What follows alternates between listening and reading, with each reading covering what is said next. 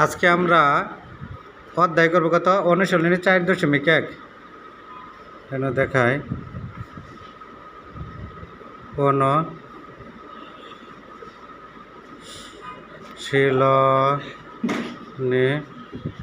4.1 খেয়াল করো। তাহলে এইখানে আছে কত, এই অধ্যায়টা করতে গেলে কি বলছে, সূত্রের সাহায্যে রাশিগুলো বর্গ নির্ণয় করো। এই একটা প্রথম এটা করতে গেলে কয়েকটা সূত্রের দরকার আছে।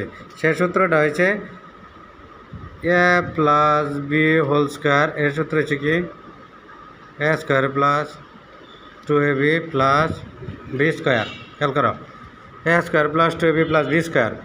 তাহলে এর আরেকটা সূত্র দরকার পড়বো আমাদের, ওই যে বিয়োগের যে অঙ্কগুলো আছে গ নাম্বার, এই গ নাম্বার করতে গেলেও আরেকটা বিয়োগের সূত্রের দরকার আছে। আর যেহেতু আমরা যুগের সূত্র দা, তাহলে আগে যেহেতু যুগের সূত্র দা, তাহলে আমরা এই অঙ্কটা করে নিই। এইভাবেই ডাকটা আছে কি এখানে ক নাম্বার। খেয়াল করা, এইখানে দেখি আমরা ধরে নিই ক নাম্বার হয়েছে 5a প্লাস 7b। লিখে 5a প্লাস 7b সমাধান।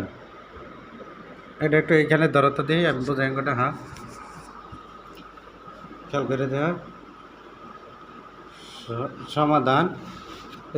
প্রথম হয়েছে কি, যেহেতু সূত্রের সাহায্যে বর্গ বলছে, তাহলে এনে একটা জিনিস আমাদের লিখতে হবে, বর্গ বললেই হবে স্কয়ার। বর্গ মূল যদি হয় তাহলে রুট ওভার। তাহলে এনে আমরা লিখতেছি কত 5a প্লাস 7b। তাহলে বর্গ যেহেতু বলছে আমরা স্কোয়ার মেরে দিলাম।